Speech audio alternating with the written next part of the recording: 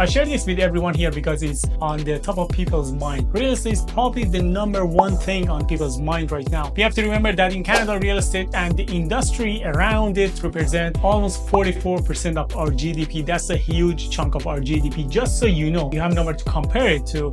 Down south in the United States, that number is around 17%. So please hit the pause button right now and subscribe to my channel if you are not a subscriber yet. And we are going to continue the rest of the video. This is Armani, Toronto real estate agent, and today I'll be talking about the market and the recent rate cut by the Bank of Canada. So what we know from Bank of Canada's statement is that the Bank of Canada, Tiff Macklem, said they are concerned about growth, which means they are very clearly watching the fact that the economy is slowing down or has slowed down basically, and we will likely see more rate moves consecutively as we progress. So people are hearing this message, and every rate move, as I talked about before, is going to bring a new group of buyers into the market and a new group of sellers also into the market. It's going to change people's perspectives of what their personal situation is. So why is that important? It's important for us because we have got to be able to help people navigate what's right for them. In August 2024, the Toronto real estate market saw a slight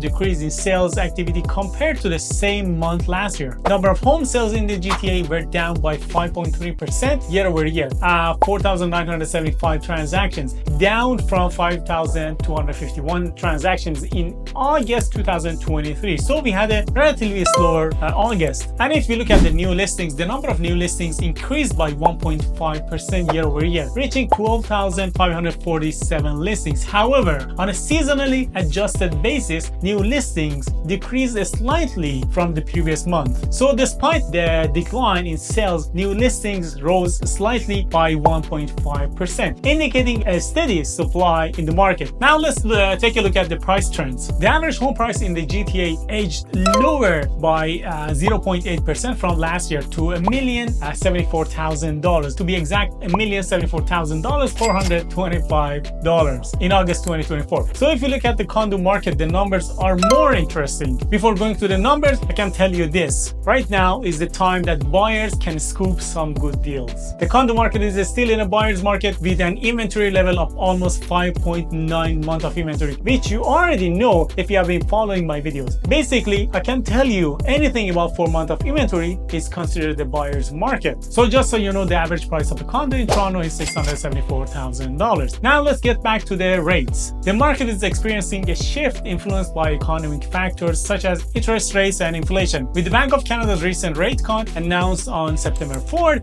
affordability is expected to improve, particularly for first-time home buyers that are going to use variable rate mortgages. As mortgage rates continue to trend lower, I anticipate to see an uptick in buying activity, especially in the condo market, but that could be maybe another 5 or 6 months from now till we see the actual signs of pressure on the inventory and consequently on the prices. If you look at the economic indicators, we see that the latest inflation data shows a slowdown, which is expected to influence the Bank of Canada to continue easing interest rates. Hopefully, this trend could also lead to more favorable conditions for homebuyers as borrowing costs also decreases. If you look at the employment, Toronto's employment growth remains stable, supporting the local real estate market by maintaining demand for housing despite fluctuating economic conditions. In my next video, I'm gonna talk about navigating buyers and sellers in a shifting market. So stay tuned for the next one.